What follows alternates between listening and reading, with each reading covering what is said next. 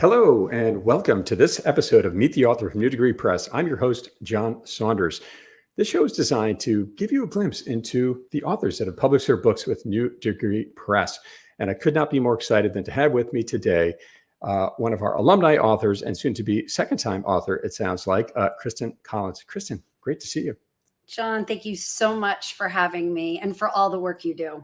You are too kind. The pleasure is all mine, and I really appreciate you joining us today. So Christin published a book with New Degree Press about last April, so it's been about a year. Her Phoenix Rising, right? Journey to health and healing through self-love. And now you've got a book out there in the world. What does it feel like to be an author, Christin? It still catches me by surprise when someone says, "Oh, you're the author," or "You're an author." I'm like, I am. It's very surreal. It's very surreal. That's my book. That's my story, and my name's on it. And when I go on Amazon, I find this thing with my name on it. That's pretty cool. Well, you have joined the ranks of you've joined the ranks of one of over 1,300 authors that have now published their books with NDP, and helped this whole enterprise hit number 200, land on the 293rd spot on the Inc. magazine 5,000 list. It's the 5,000 fastest growing privately held companies in America.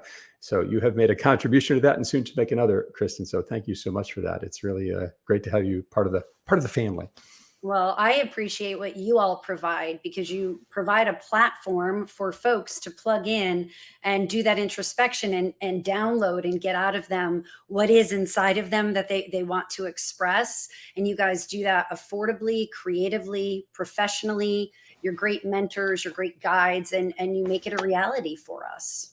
Wow, I really appreciate you saying that. And right, so many times we think of writing a book as this journey of going to the cabin and this kind of thing, writing alone. And would you say this was a solo journey for you? It was not a physical solo journey at all. It was a very challenging time as COVID was here and there was so much disruption. But it allowed that tranquility inside for me to reflect no matter where I physically was typing away. It's amazing to think that this program has published authors on six continents now. We're still looking for someone in Antarctica, but and I've not been in the same room as any one of them. And I've worked now with hundreds of people. It's pretty funny to think about that. It's amazing, the connectivity and doing it in a space as a collective made a huge impact. That's how I met you, as you were a mentor and a previous published author. And the connectivity that you guys provide allows us to connect either through you or on the side and learn and grow together. And that's a huge differentiator to take us to the finish line. Well, thank you for saying that. I know when I went through the journey myself, my book published late 2020, I think just a cohort or so before you, I tried to quit my book 2 times very hard. I tried very hard, and it was the community, the coaching, the editors that, dare I say, talked me off the ledge. It brought me back. I mean, I was ready to just throw it all away. And boy, it's hard to do. It really is. What's that old saying? Nothing worth it is ever easy. I think Teddy Roosevelt said it more elegantly than that, but that's essentially I love to summarize things. So, Christin, it's been a year since you wrote your book. What's been happening with you? What's been new in your life? Wow. Well, the book has been the opportunity to do that download and reflection that I wanted to do and actually heal and release myself. So that just on a personal journey was incredibly impactful to be able to articulate and digest and then let go of the first half of my life's journey and really have appreciation for that opportunity. Professionally, what has blossomed was the courage to actually walk away from my corporate life and pursue stuff that was more purpose-driven internally for me and owning my own solo practitioner company and being able to really step into work that I'm passionate about, controlling my own culture, controlling my own schedule. And it's been unbelievable what the past year has brought in as far as opportunity to connect both at the community level and then one-on-one with clients. Well, first of all, a lot in that statement you just made, which is kind of saying goodbye to this old self of yours, this healthcare executive for many years, and now going into this entrepreneur coaching mindset. What was it like saying goodbye to your old self, Christin? Did you have a retirement party or anything like that? I did. It was my book Goodbye. launch. Goodbye. It was definitely a journey. It took many years for the shift to actually solidify and happen, and also to have that courage. And I enjoyed very much my corporate life and what was in what I did in healthcare. And yet, as I grew in my own awareness of my own personal mind, body, and spirit health, it just became clear to me that traditional healthcare was just one spoke of a bigger wheel. And I wanted to be able to play in the bigger arena as far as helping people get to root cause and do that healing work so that we can thrive, not just have our blood pressure be normal. So it was a big shift. A big shift. You made it successfully, and this has landed you with a really unique opportunity. One, with a book. Two, with your podcast on the creator community, which is out on YouTube, Apple, Spotify, wherever you consume podcasts today, April 6th, 2022. And of course, most recently, you got to do a presentation for a particular group. What was that group, and what was that about?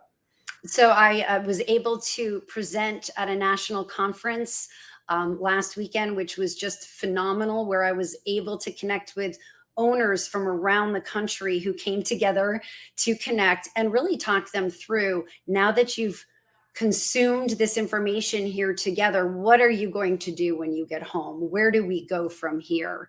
And it was an incredible opportunity to bring them back to their foundation of, we have to show up whole, centered, and well ourselves in our leadership to then be able to guide our culture and our customers to the highest and best that they can possibly achieve. So it was incredible to be able to take that stage. That is incredible. And on the back end of just before that, your first TED Talk coming out. Is that right? Yes, yes, that was magical to be able to finally, after 2.5 years in the making, be able to take a TEDx stage and share root cause and abundant healing from that stage. Was once in a lifetime and really a pivot for me personally and professionally as well. What was that like, going through the TED journey? I know there was COVID slowed it down a good bit, but once you finally got into the whole journey of this, you're on the landing, the landing pattern. What was that like once going into that journey and living through that moment? Honestly, I wouldn't necessarily recommend it. It was possibly one of the most challenging things I've done. Probably because it was a 2.5 year journey. As you mentioned, it got rescheduled 3 different times. So that emotional roller coaster added, I think, to the stress of it. But most importantly, for me, it's easier to connect and express in 45 minutes or in a book that takes 2.5 hours to read. It's very challenging to drill that down to under 18 minutes and be able to articulate your point and to leave the audience or the viewer with actionable takeaways besides just inspiration. But here's a disruptive idea, and here's ways that you can go ahead and implement in less than 18 minutes. That was hard. I remember the longest paper I wrote in business school was 3 pages long. And you had to answer really big questions, and the challenge was getting into 3 pages, and it was super hard. So sounds like a similar parallel here with the TED Talk. What was it like standing behind stage, waiting for your name to be called to come out? Mm. Well, what was interesting was I actually requested to the event organizer to go first, and she laughed at me. She's like, I'm 100% sure everyone else would love you to go first. Nobody wants to go first.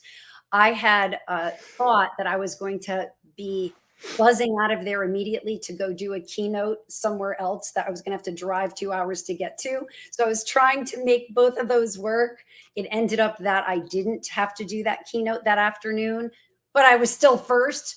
But that was divine, because for me, the opportunity to set the tone and really warm up the room and just encapsulate the energy is a place I like to be. I like setting the tone like that.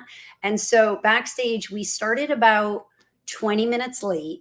So I was kind of peaking as I was behind stage meditating and just asking for the flow of the conversation. When we started going a little bit late, that started to get me nervous and started to bring me back to, oh my gosh, this is really happening. And also too, I think the awareness that there were a number of people who drove over 2 hours to come be a part of this with me. It meant the world to me, but it was hard to receive that much love from these dozen people who took their day to be there in support. So there was a lot going on in my mental space as I was preparing to take that stage. I bet. So not only the audience that was in front of you, but knowing that there were some people you knew very well that made a great effort to come see you. That's really cool. It was in Florida, right? Tampa? Yes. Yep. West In, Shore and Tampa. Incredible. You described it, Kristen, as a once in a lifetime opportunity. I'm going to go on record saying I think it's not going to be your last TED Talk, is my bet, based on the trajectory you're on. You've got a new book coming out this fall. So Her Phoenix Rising is out today on Amazon, wherever you can buy books online. And you have another book coming out this fall. Is that right? What's the working title of that one? So as of last week, the work, you know how this is. It's a process. It's a process. It is a process. My first book did not shift when Her Phoenix Rising rose up. I knew that was the title. This one, and I'm sure you know this. It's kind of like saying yes to doing a second TED Talk and saying yes to writing a second book. It's a very different experience because now you have experience and you know what you know. And before, when you go in naively and blindly, I think it's easier. But what came up this week, actually, from presenting on that national stage, I really drove home from that experience and thought, I want to title this my tagline that I use in my business, because it really is representative of the work and the word. And that is going to be with a period, and then love with a period. And the book will go into what that means and what that represents. That's awesome. So it is an iterative journey, getting a book off the ground, getting it published. And I love that you're already embracing that journey. So many times we come into a book journey thinking, oh, it's just going to be this big output thing. And really what it is, it's a big learning journey for all of us. And then the output and learning as we go, and not being afraid to evolve and take a few pivots. It sounds like you've done that already. Oh, look at this. Gail is got a great message to put out here for you. Thank you, Gail. Right. Christin Collins worth a fund. What? Oh, we're the fund. Yes. Oh, we are the fund. I'm making up words now. I love it. Thank you. Thank you, Gail, for putting that up. So you wrote your book. You've made this big pivot. You've moved on to coaching and helping others now on the speaking circuit, have a TED Talk, just an incredible journey. Now another book coming out this fall. I mean, wow. The book certainly was a big pivot for you, Kristen.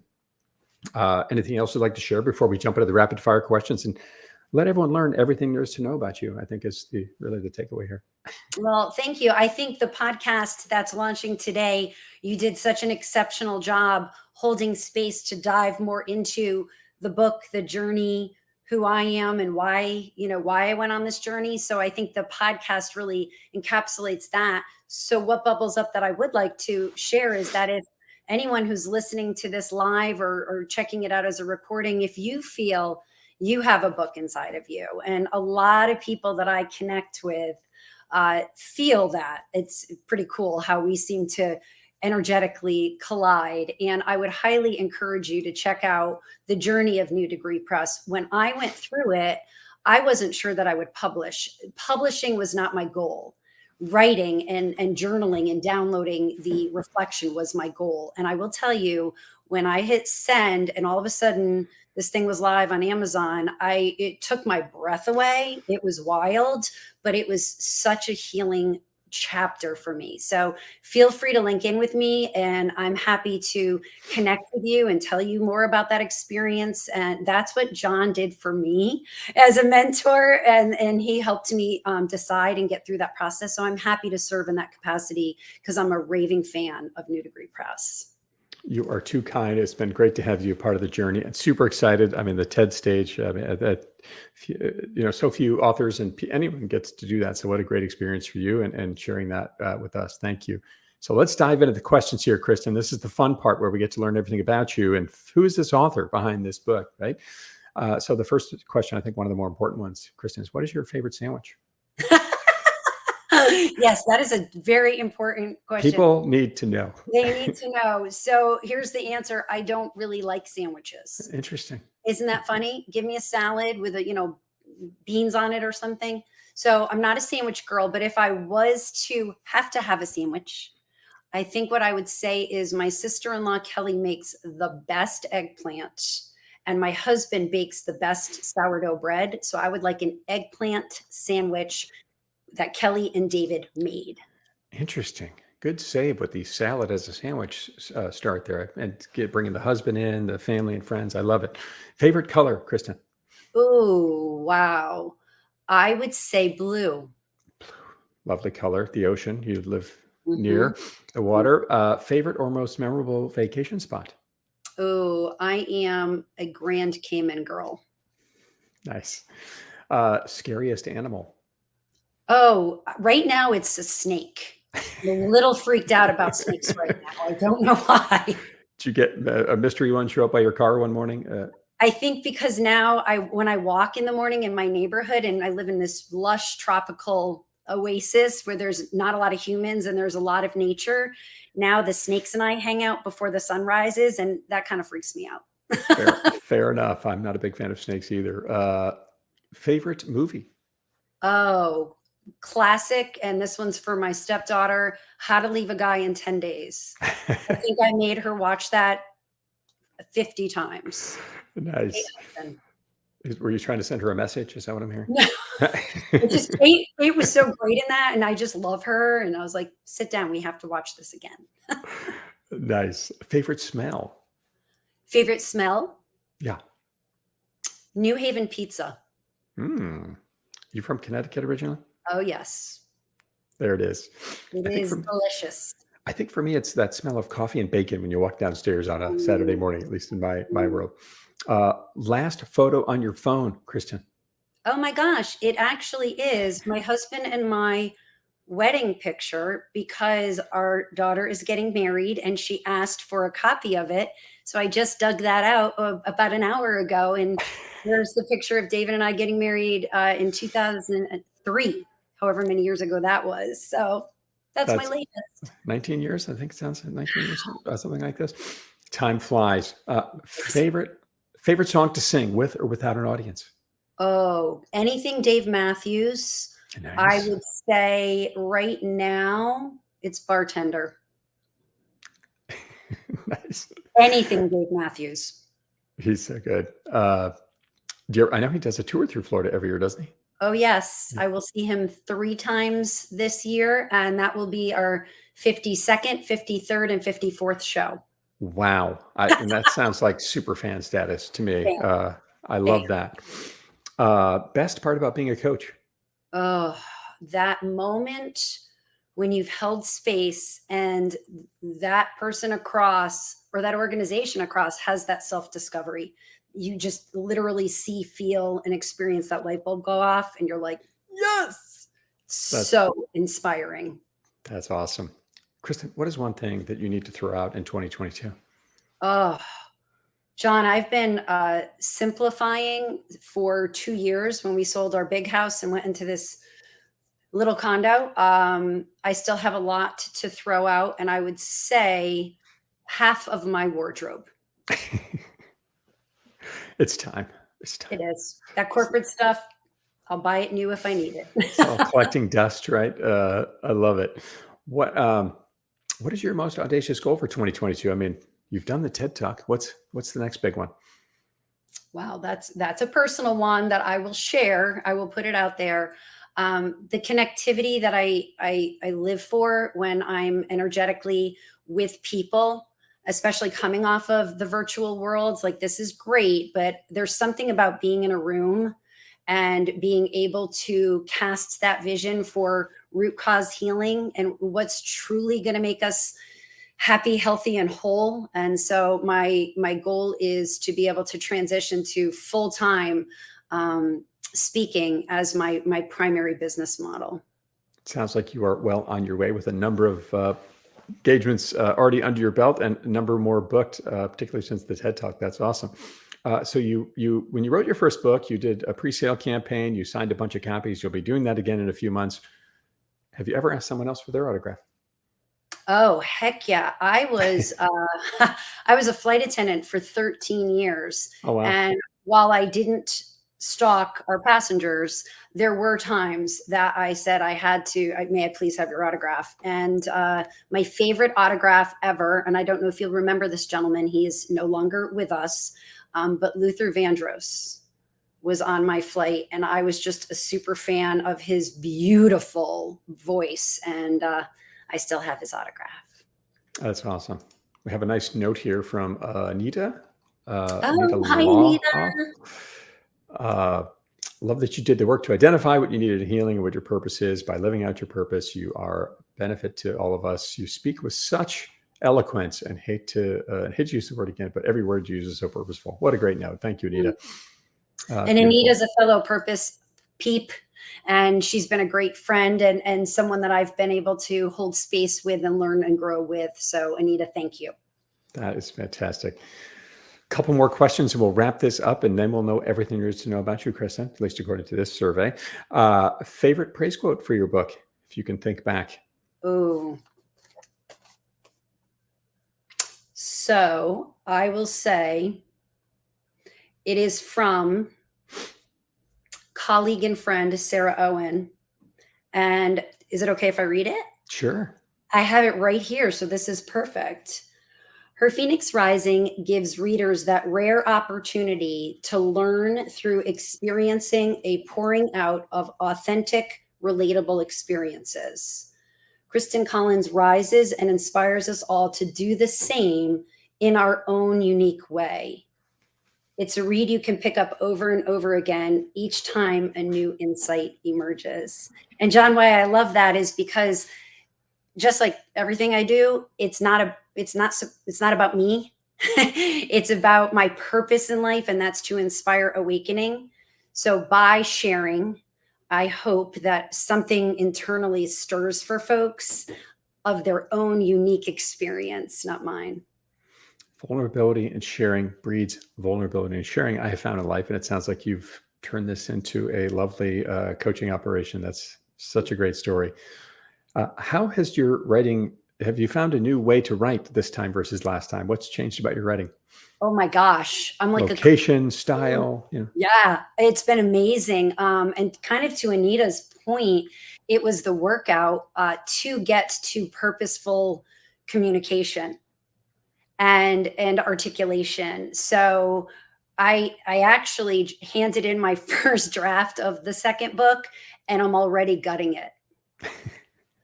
Well, I'm like, I can't believe I'm doing this, but I'm gutting it because as I reread it, I'm like, no, no. So I continue to grow from the experience that is through the writing process. I think it's a forever journey.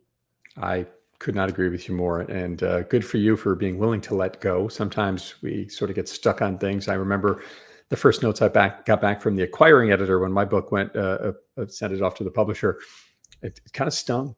It's, some of the notes were there and I was like, this person's wrong. And then as I read it 2 or 3 more times, I realized, oh, I did kind of take a weird right turn there. I need to change that. So And what my feedback was, and because again, I hadn't landed on the clarity yet. It was a little early when I wrote my first draft, and it reminded me too much of Her Phoenix Rising. And the purpose of this book is to actually dive deeper into the how for other. And I didn't get that right on the first draft. So I'm going to spend the next 30 days really sitting and contemplating the how so that others can plug in on their own journey in their own unique way. that is powerful. What is the most memorable moment along your writing journey, either this book or the last so far? Mm.